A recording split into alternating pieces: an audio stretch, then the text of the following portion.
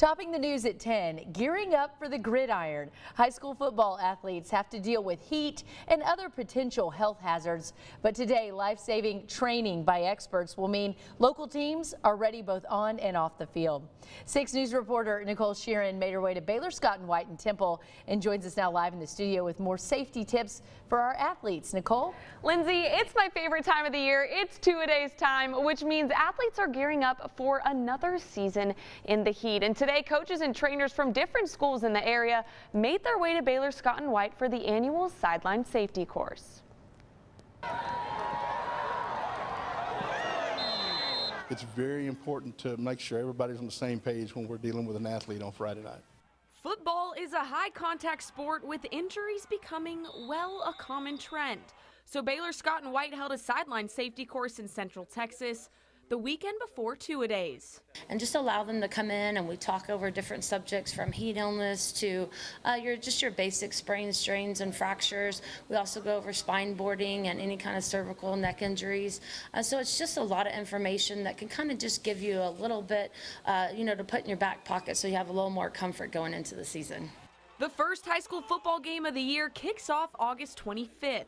And after a long summer, coaches and trainers were back in the football mindset.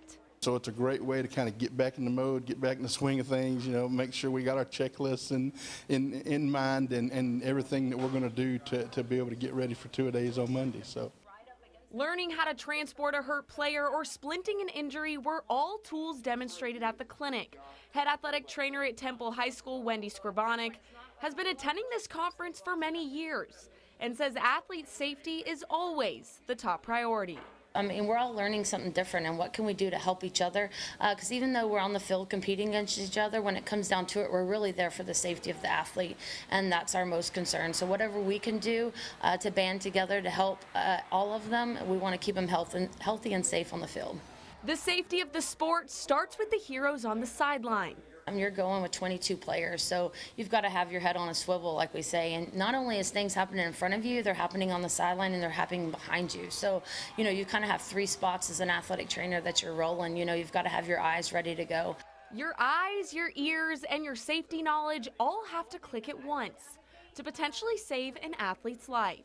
And we had an athlete collapse where we did CPR and AED, and just performing that and seeing that back with that Damar Hamlin really took me back to that night. And I stood up like 3 hours just replaying it, and thinking. And luckily we had a success with ours. He's still with us today, and AED saves lives, CPR saves lives.